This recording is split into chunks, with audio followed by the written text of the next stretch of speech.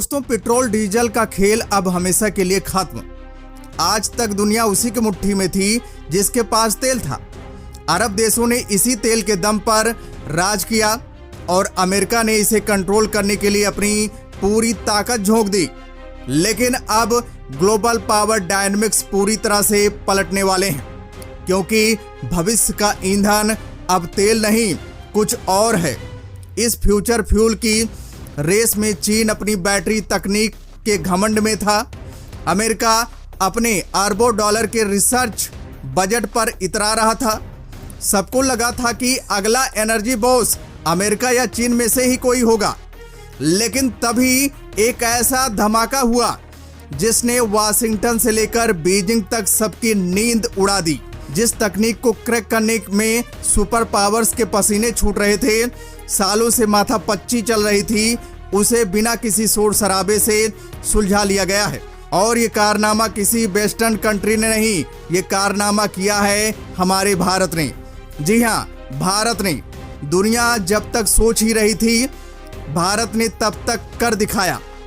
भारत ने एक ऐसा मास्टर स्ट्रोक चला है जिसने क्लीन एनर्जी की पूरी ग्लोबल रेस को ही हाईजैक कर लिया है। ये कोई छोटी मोटी डिस्कवरी नहीं है, ये एनर्जी सेक्टर का सबसे बड़ा गेम चेंजर है। कल्पना कीजिए एक ऐसी दुनिया की जहां आपको अपनी गाड़ी चलाने के लिए महंगे पेट्रोल की जरूरत न पड़े, जहां गाड़ियां धुआं न छोड़ें, जहां ईंधन बनाने के लिए किसी खाड़ी देश के आगे हाथ न फैलाना पड़े, बल्कि पानी से, जी हाँ, साधारण पानी से आपकी गाड़ी दौड़े। सुनने में ये किसी साइंस फिक्शन हॉलीवुड फिल्म की कहानी लगती है, लेकिन भारत के वैज्ञानिकों ने इसे हकीकत में बदल दिया है। तमिलनाडु के कलपक्कम से एक ऐसी खबर आई है जिसने पूरे ग्लोबल एनर्जी मार्केट में भूचाल ला दिया है। भारत ने दुनिया की पहली ऐसी फैसिलिटी तैयार कर ली है जो सीधा गेम पलट देगी। अब तक हम तकनीक के लिए दूसरे देशों का मुंह देखते थे, लेकिन अब दुनिया भारत की तकनीक कॉपी करने के लिए तड़पेगी। तो आखिर क्या है भारत का वो ब्रह्मास्त्र? कैसे पानी से बनेगा दुनिया का सबसे ताकतवर और सस्ता ईंधन? कैसे ये तकनीक अमेरिका और चीन के घमंड को चकनाचूर कर देगी? और क्यों भारत की इस कामयाबी को देखकर जापान और जर्मनी जैसे देशों की रातों की नींद उड़ गई है? इन सारे सवालों का जवाब मैं आपको आज की इस वीडियो में देने वाला हूं। लेकिन उससे पहले भारत और भारतीय वैज्ञानिकों की इस ऐतिहासिक कामयाबी के लिए इस वीडियो को लाइक कीजिए और कमेंट बॉक्स में जय हिंद जरूर लिखिए। दोस्तों, मैं इंदिरा तिवारी। तो चलिए सीधे मुद्दे पे आते हैं और समझते हैं कि भारत ने आखिर ऐसा क्या कर दिया है जिससे पूरी दुनिया में हड़कंप मचा हुआ है। भविष्य का फ्यूल है हाइड्रोजन। ये बात दुनिया का हर बड़ा वैज्ञानिक जानता है। हाइड्रोजन एक ऐसा ईंधन है जो जलने पर कोई प्रदूषण नहीं फैलाता, कोई कार्बन नहीं छोड़ता, ये सिर्फ पानी की बूंदें पीछे छोड़ता है। लेकिन इसके साथ एक बहुत बड़ी दिक्कत है। हाइड्रोजन को बनाना बहुत मुश्किल, बहुत महंगा और बहुत ज़्यादा प्रदूषणकारी होता है। आज की तारीख में दुनिया जो तकनीक इस्तेमाल करती है उसे इलेक्ट्रोलिसिस कहते हैं। इलेक्ट्रोलिसिस में पानी के अंदर से हाइड्रोजन और ऑक्सीजन को अलग करने के लिए बेतहाशा बिजली खर्च करनी पड़ती है। और मजे की बात देखिए, ये बिजली कहाँ से आती है? कोयला जलाकर। मतलब क्लीन एनर्जी बनाने के लिए आप पहले कोयला जलाकर भयानक प्रदूषण फैला रहे हैं। और दूसरी दिक्कत यह है कि इस तरीके से बनने वाला हाइड्रोजन इतना महंगा होता है कि कोई इसे इस्तेमाल ही नहीं कर सकता। यही वजह है कि हाइड्रोजन फ्यूल आज तक आम इंसान की पहुंच से बाहर था। यहीं पर एंट्री होती है भारत के वैज्ञानिकों की। BARC और IGCAR के हमारे जीनियस वैज्ञानिकों ने इस पूरी प्रॉब्लम को ही जड़ से खत्म कर दिया है। उन्होंने इलेक्ट्रोलिसिस की महंगी और पुरानी तकनीक को उठाकर कचरे के डिब्बे में डाल दिया और एक बिल्कुल नया सस्ता रास्ता निकाला। तमिलनाडु के कलपक्कम में डिपार्टमेंट ऑफ एटॉमिक एनर्जी ने एक नया धमाका किया है।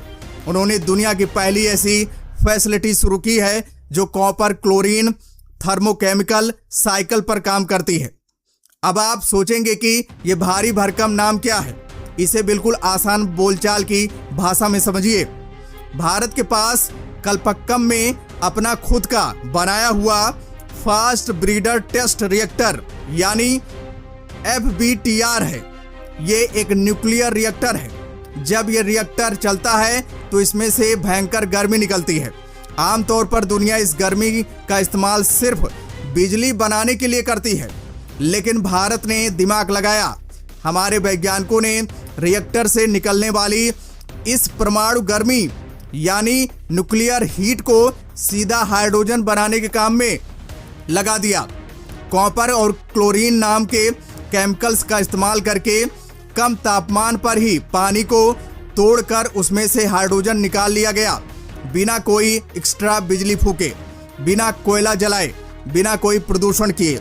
और सबसे बड़ी बात, दुनिया में सबसे कम खर्चे पर ये एकदम शुद्ध 100% ग्रीन और पूरी तरह से स्वदेशी तकनीक है। आज तक दुनिया के बाकी देश, चाहे वो अमेरिका हो या यूरोप, सिर्फ लैब के अंदर इस तकनीक पर रिसर्च करते रह गए। वो सिर्फ थ्योरी बना रहे थे, लेकिन भारत ने थ्योरी को प्रैक्टिकल में बदल दिया। भारत ने इसे एक कामकाजी हकीकत बना दिया और दुनिया का पहला प्लांट चालू भी कर दिया। यही वो मास्टर स्ट्रोक है जिसने ग्लोबल मार्केट में तहलका मचा दिया है। भारत ने दुनिया को दिखा दिया है कि न्यूक्लियर एनर्जी सिर्फ बम बनाने या बिजली बनाने के लिए नहीं है, ये भविष्य का सबसे साफ ईंधन बनाने का सबसे बड़ा हथियार है। अब बात करते हैं कि भारत की इस कामयाबी से चीन, अमेरिका, जापान और जर्मनी में मातम क्यों पसरा हुआ है। इन देशों के होश क्यों उड़े हुए हैं। सबसे पहले बात करते हैं चीन की। चीन ने पिछले 10 सालों में अपनी पूरी ताकत इलेक्ट्रिक व्हीकल्स यानी EV और लिथियम आयन बैटरी पर लगा दी। चीन को लगा था कि वो पूरी दुनिया को अपनी बैटरी का गुलाम बना लेगा। आज दुनिया भर में EV का जो शोर है उसका असली बॉस चीन ही है। लेकिन भारत की इस नई हाइड्रोजन तकनीक ने चीन के इस पूरे साम्राज्य की नींव हिला दी है। अगर दुनिया के पास पेट्रोल से भी सस्ता और बैटरी से भी अच्छा हाइड्रोजन फ्यूल आ गया तो चीन की महंगी बैटरियां कौन खरीदेगा। चीन का पूरा मोनोपोली गेम मिनटों में खत्म हो जाएगा। दूसरी तरफ है अमेरिका। अमेरिका हमेशा खुद को तकनीक का चौधरी समझता है। उसे लगता है कि जो भी दुनिया में सबसे पहले नया होगा वो अमेरिकी लैब में होगा। अमेरिका ने न्यूक्लियर हाइड्रोजन इंटीग्रेशन पर करोड़ों डॉलर फूके, लेकिन वो इस लेवल पर, इस स्केल पर आज तक इसे जमीन पर नहीं उतार पाए। और अब जब भारत ने दुनिया का पहला प्लांट चालू कर दिया है तो वाशिंगटन में बैठे पॉलिसी मेकर्स सन्न हैं। उन्हें समझ नहीं आ रहा है कि भारत इतना आगे कैसे निकल गया। अब आइए जापान और जर्मनी पर। जापान की टोयोटा जैसी कंपनियों ने हाइड्रोजन कारों पर अंधाधुंध पैसा लगाया है। वो सालों से हाइड्रोजन कारें बना रहे हैं, लेकिन उनके सामने सबसे बड़ी रुकावट यही थी कि हाइड्रोजन बहुत महंगा था। जापान के पास कार तो है, लेकिन उसमें डालने के लिए सस्ता फ्यूल नहीं है। जर्मनी यूरोप में ग्रीन एनर्जी का पोस्टर बॉय बनता है, लेकिन वो हवा और सूरज से महंगी बिजली बनाकर हाइड्रोजन बनाते हैं, जो कमर्शियल तौर पर फेल मॉडल है। ऐसे में जब भारत ने न्यूक्लियर हीट से कौड़ियों के भाव हाइड्रोजन बनाने का फार्मूला क्रैक कर लिया तो इन देशों की नींद उड़ना लाजमी है। जापान और जर्मनी अब समझ चुके हैं कि फ्यूचर में अगर उन्हें अपनी गाड़ियां और इंडस्ट्री चलानी है तो उन्हें भारत के दरवाजे पर आना ही पड़ेगा। भारत अब एनर्जी सेक्टर का कोई छोटा मोटा खिलाड़ी नहीं रहा। इस एक तकनीक ने भारत को एनर्जी सेक्टर का बॉस बना दिया है। अब तक दुनिया अरब देशों के सामने तेल के लिए लाइन लगाती थी, लेकिन आने वाले वक्त में दुनिया भारत के सामने इस तकनीक और इस सस्ते हाइड्रोजन के लिए लाइन लगाएगी। ये भारत का वो जियोपॉलिटिकल ब्रह्मास्त्र है जिसकी काट फिलहाल दुनिया में किसी के पास नहीं है। ये तकनीक भारत के ट्रांसपोर्ट और ऑटो सेक्टर के लिए वो गेम चेंजर साबित होने वाली है जो पूरी की पूरी तस्वीर बदल कर रख देगी। आज हम सड़कों पर जो गाड़ियां देखते हैं वो या तो पेट्रोल डीजल पर चलती हैं या फिर बैटरी पर। पेट्रोल डीजल का हाल आप जानते ही हैं, आसमान छूती कीमतें और भयंकर प्रदूषण।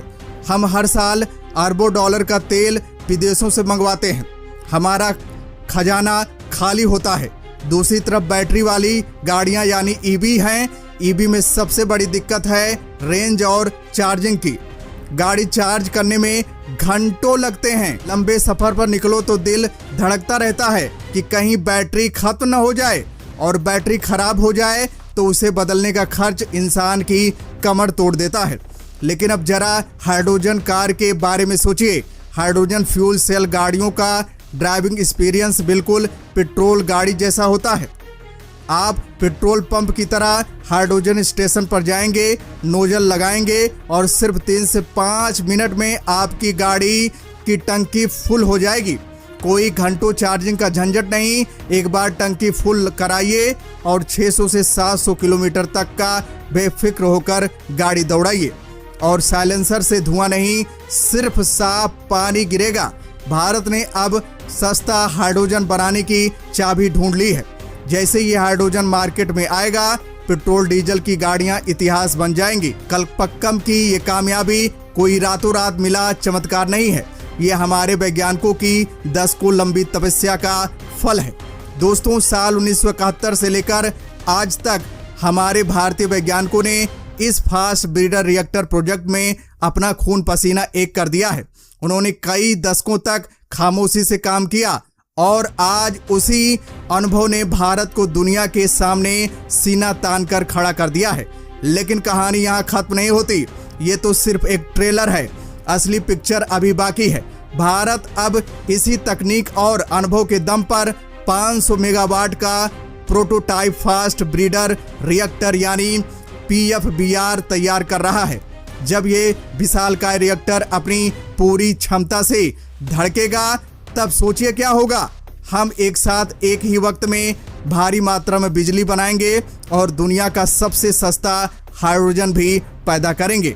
ये भारत का 3 स्टेज न्यूक्लियर पावर प्रोग्राम है, जिसकी ताकत का अंदाजा अभी वेस्टर्न देशों को लग ही नहीं पा रहा है। तो दोस्तों, जय हिंद, जय भारत।